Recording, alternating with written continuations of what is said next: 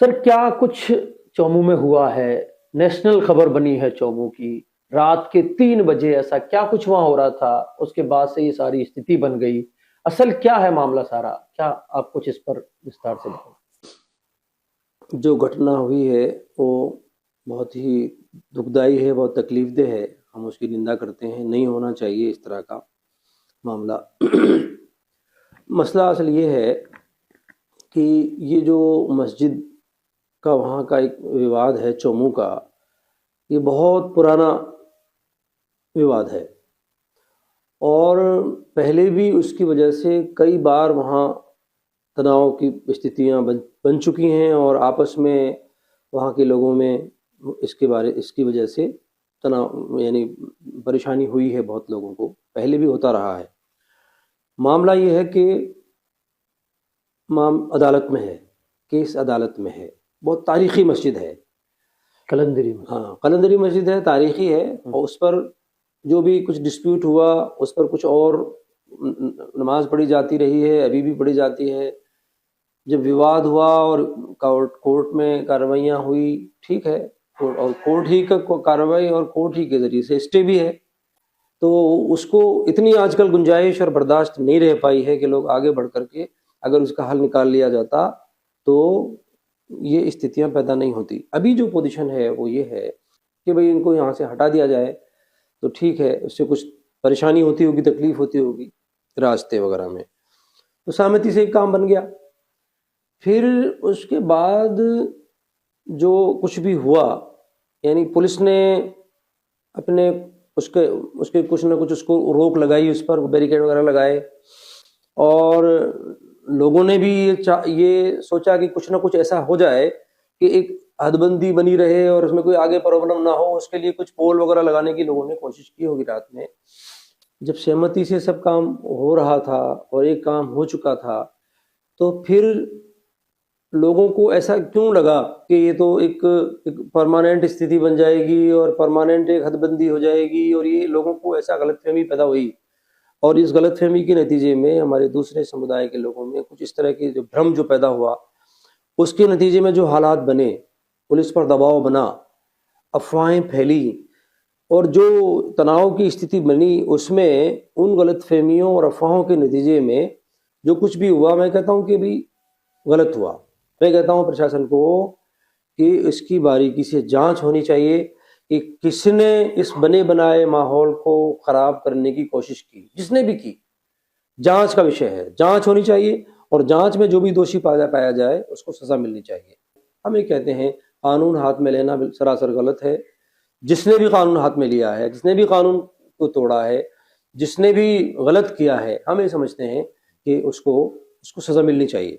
Police ने जिस तरह फिर एक्शन लिया है, एक तरफा एक्शन लिया है, घरों में घुस करके महिलाओं को, बच्चों को, लोगों को, बेकसूर लोगों को डंडे बरसाना, मार पीट कर घसीट कर लाना और लोगों को पकड़ दकड़ करना मुजरिमों की तलाश में। भैया आप, मगर जो लोग वाकई आपकी उसमें रेंज में आ रहे हैं, जो लोग आपके वाकई आपके उसमें वीडियोस वगैरह में आ रहे हैं, आप पकड़िए, उनको सजा दीजिए। कहाँ जाएंगे लोग भाग करके? भाग तो सकते नहीं, वहां तो पुलिस छावनी बनी हुई है।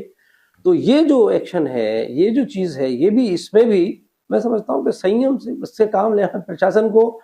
बल्कि कोशिश यही होनी चाहिए, प्रशासन की जिम्मेदारी ये थी कि रात में भी जब कुछ चीजें हुई थी तो उसको भी, आगे जो चीजें पहले होगी उसको बाद में भी बातचीत के जरिए से हल होता मसला। वो भी अगर कोई गलती कर भी रहा था तो उसको भी बातचीत से हल कर लेते, उसको भी रोक देते। लेकिन किसने ये माहौल बनाया, किसने ये अफवाह फैलाई, ऐसे हालात बनाए कि पूरे शहर का माहौल खराब हो गया और बड़ा नुकसान हुआ।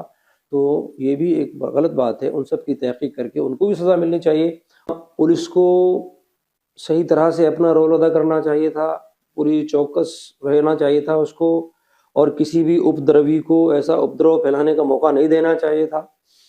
किसने अफवाह फैलाई है उसको भी पकड़ धकड़ उसकी भी होनी चाहिए कानून के मुताबिक, और सही तरीके से उस एक्शन सब पर लेना चाहिए। जो भी कोई भी गलत करे, गलत जो भी करे।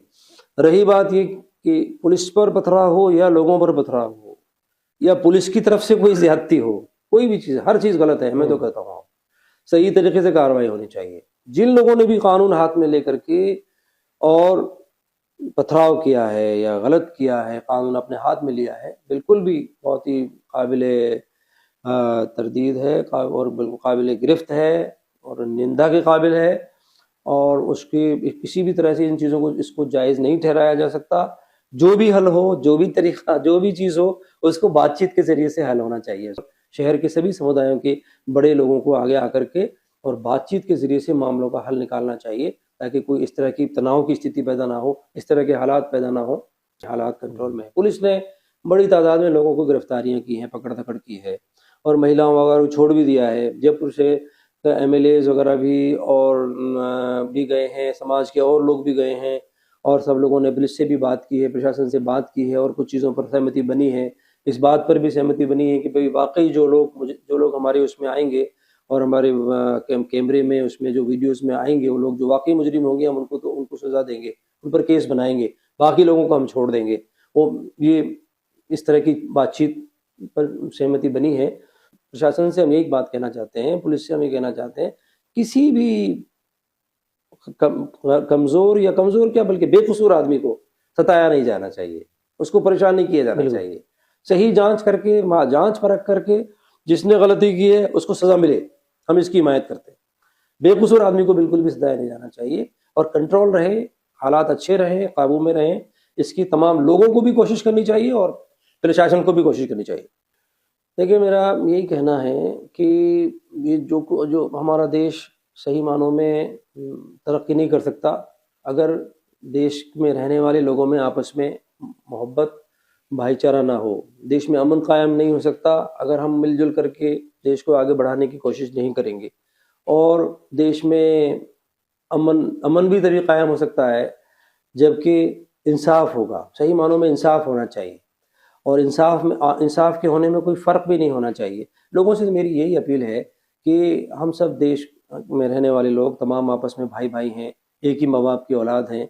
तो और हम जो जहाँ भी हम रहते हैं तो हमें एक दूसरे का भरपूर ख्याल रखना चाहिए, अपने पड़ोसियों का ख्याल रखना चाहिए, एक दूसरे के दुख दर्द में काम आना चाहिए। असलन तो लोगों को मिलजुल करके अच्छा समाज, एक आदर्श समाज और आदर्श देश बनाने के लिए मिलजुल कर प्रयास करना चाहिए और आपस की कड़वाहटों को दूर करना चाहिए।